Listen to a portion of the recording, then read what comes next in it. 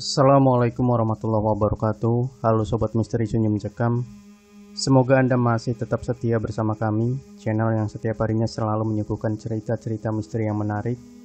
Dan untuk kesempatan kali ini kami akan berbagi sebuah kisah misteri yang berjudul Bertemu Sundel Bolong Ketika Menginap di Hotel. Hari ini adalah hari yang sangat menyenangkan. Ucapan selamat ulang tahun diberikan terus-menerus kepadaku, entah itu lewat pesan pendek, messenger, dan situs pertemanan. Dan perayaan tak berhenti di situ saja. Kukumpulkan beberapa teman dekatku dan mentraktir mereka sebagai balasan ucapan selamat mereka kepadaku. Hari yang menyenangkan. Setelah menghabiskan waktu bersama teman-temanku, salah seorang sahabatku bernama Rio menelpon. Dia berkata kalau dia sedang liburan di Bandung sampai akhir minggu ini dan berencana menginap di salah satu hotel di Bandung dan menyuruhku mampir ke hotel tempat dia menginap. Sudah cukup lama juga aku tak bertemu sahabatku ini, dan kalau dia mampir ke Bandung, walaupun sebentar, ia pasti selalu mengajakku mampir ke tempatnya menginap untuk sekedar mengobrol atau sekedar ditraktir dan nongkrong. Jam sudah menunjukkan 9:30 malam. Setelah aku sampai di parkiran hotel, aku beristirahat sedikit di mobil menarik nafas. Lalu aku keluar dari mobil dan memasuki lobi langsung menuju lift yang terletak di pojok ruangan tersebut. Di dalam lift, aku menekan tombol lantai 4. Sesampainya di lantai 4, aku pun mencoba-coba mengingat nomor kamar yang diberikan oleh Rio lewat telepon tadi. Karena merasa tak pasti, akhirnya aku mencoba menelpon Rio. Halo, Yo. Nomor kamar kamu berapa sih? Buruan, Robert nih. Halo? Ya. Sebelum Rio menyelesaikan kata-katanya, HP-ku mati. Ya, mati nih, gumamku. Aku melihat ke arah kanan dan kiri, berusaha menebak-nebak kamarnya Rio. Di mana ya? Kok sepi sekali? Gak ada penjaganya gitu. Sampai tiba-tiba dari arah dalam lift keluar seorang wanita. Wanita itu berpakaian putih seperti daster panjang, berambut agak panjang, dan wanita itu sedang hamil. Setelah mendekat, aku dapat melihat wajah wanita itu. Sangat cantik, mukanya sedikit kurus untuk ukuran orang yang sedang hamil. Dan aku perkirakan ia mungkin sedang hamil tua, karena ukuran perutnya sudah membesar. Setelah berpapasan denganku, wanita tersebut tersenyum kepadaku. Ya, aku membalas tersenyum, lalu wanita itu lanjut berjalan dengan sangat hati-hati. Lalu aku mencoba berkeliling, karena aku pikir kalau Rio pasti akan membuka pintu dan mencariku juga. Karena ia tahu kalau aku sudah sampai di hotel. 5 menit aku berjalan dan menelusuri lorong, tapi tak ada tanda-tanda Rio. Salah lantai gitu. Karena merasa salah, aku pun berinisiatif untuk kembali ke lobi dan bertanya kepada resepsionis hotel. Aku pun berjalan ke arah lift kembali dan menunggu lift tiba di lantai 4. Dan saat aku menunggu lift datang, tiba-tiba, astaga, sepertinya ada seseorang yang kini berdiri di belakangku. Aku melihatnya dan ternyata ini kan wanita yang hamil tadi. Kok sekarang sudah ada di belakangku lagi? Dia hanya terdiam dan melihat lurus ke depan sambil mengelus-elus perutnya yang hamil. Lift pun tiba di lantai 4 dengan kondisi yang kosong. Aku pun masuk dan berdiri di depan tombol-tombol untuk menekan lantai yang akan dituju oleh lift ini. Dan wanita hamil itu masuk dan berdiri di pojok lift. Mau ke lobi juga, Mbak? Dia hanya mengangguk sambil tetap mengelus-elus perut hamilnya, seolah memijit dengan halus perutnya tersebut. Karena tak berani melihatnya langsung, aku hanya bisa melihat wanita tersebut melalui pantulan dinding lift. Sampai... Aduh, ini kenapa lagi liftnya? Lampu di dalam lift berkedip-kedip hidup dan mati. Aku mulai panik. Aku mencoba berpegangan pada sesuatu.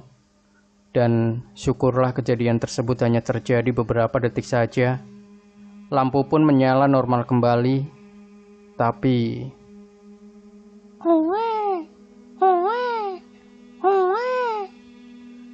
Terdengar suara bayi menangis, jelas terdengar dari arah pojok ruangan lift ini. Sontak bulu kuduku merinding dan tanganku gemetaran. Suara tangisan bayi tersebut sangat jelas sekali. Ini tidak mungkin. Aku hanya bisa menunduk. Aku tak berani untuk melihat ke arah pojok lift karena aku tahu tak mungkin seorang bayi bisa muncul begitu saja dengan tiba-tiba. Dan tak lama setelah itu, terdengar suara wanita bersenandung. Astaga. Dengan rasa penasaran dan ketakutan, aku mencoba melihat ke arah pantulan pintu lift. Dan, astaga. Wanita tadi sekarang berdiri sambil memegang bayi di pelukannya.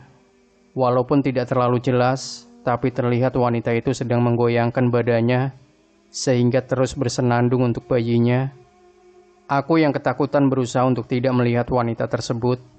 Jujur, seluruh bulu kuduku terasa berdiri, kaki dan tanganku gemetar karena ketakutan, dan sekarang aku melihat tangan wanita itu menjulur dan akan memegang bahuku. Ya Tuhan, tolong aku ya Tuhan. Astagfirullah. Semakin jelas dan semakin terasa di belakangku tangan wanita itu mendekat. Dan tiba-tiba saja seisi lift ini pun berbau sangat tidak sedap, seperti bau bangkai. Aku mulai pusing, sampai lift pun terbuka. Tanpa melihat ke belakang lagi, aku pun langsung berlari keluar. Aku duduk sejenak di sofa yang ada di lobi, mengatur nafasku. Dan tiba-tiba saja seseorang datang menghampiri diriku. Ternyata itu Rio. Yuk, cabut langsung aja yuk. Aku gak enak badan nih, asli. Kataku kepada Rio.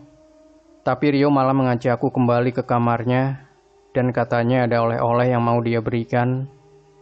Dia berjalan dan aku mengikutinya masuk ke dalam lift. Sampailah di lantai 4, kita langsung masuk ke kamarnya Rio yang berada di lantai ini. Di dalam kamar, Rio permisi sebentar untuk masuk ke kamar mandi. Aku yang merasa sangat lelah, langsung menuju tempat tidur untuk tidur-tiduran sebentar. Sekedar menutup mata sambil menunggu Rio selesai dari kamar mandi. Belum lama aku memejamkan mata, tiba-tiba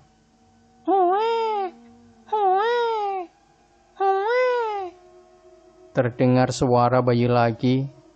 Suara tersebut terdengar sangat dekat denganku. Kontan aku terbangun, dan astaga, di sampingku kini ada bayi yang menangis. Lalu, aduh, dari arah belakangku seperti ada sesuatu yang menendang kepalaku. Saat kulihat ke belakangku, dan di atasku, aku melihat sosok wanita tadi yang kulihat di lift. Namun kini sosok wanita itu berada di atasku. Lehernya tergantung di sebuah tali yang terbuat dari kain. Dan wanita itu dalam posisi gantung diri di tengah-tengah ruangan. Matanya yang melotot melihat ke arahku. Dengan suara tangisan yang terdengar mengerikan. Juga posisi tangannya yang sepertinya berusaha menggapai sosok bayi yang berada di sampingku. Aku yang sangat ketakutan saat itu berusaha lari keluar kamar dan berteriak minta tolong. Tolong! Tolong! Tolong! Sampai akhirnya seorang bapak-bapak berpakaian seperti karyawan hotel mendorongku hingga jatuh dan lalu menyipratkan air beberapa kali dan mengusapkan ke wajahku sambil membaca-baca doa. Aku yang kebingungan dibawa ke ruang security oleh bapak-bapak tersebut. Lalu ia bercerita bahwa yang kulihat barusan adalah sundel bolong penunggu salah satu kamar di hotel ini.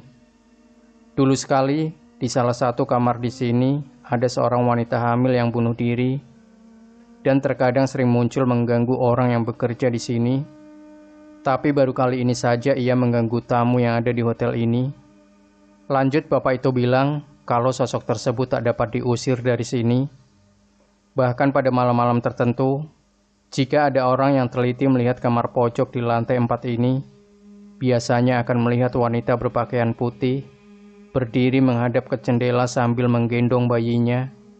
Esok harinya, aku baru bisa bertemu dengan Rio lagi, dan ia pun bercerita kalau ia segera pindah hotel setelah mengalami kejadian yang sama sepertiku di kamarnya di lantai 4. Rio bercerita, di saat ia mandi, malam itu dari arah kaca kamar mandi, ia dapat melihat seorang wanita hamil sedang berdiri di depan pintu kamar mandinya dan terdengar suara tangisan dari wanita tersebut. Demikian Sobat Misteri Sunyi Mencekam, tinggalkan komentar Anda, like, share video ini, subscribe channel Sunyi Mencekam, dan kembali nantikan cerita-cerita misteri terbaru dari kami. Wassalamualaikum warahmatullahi wabarakatuh.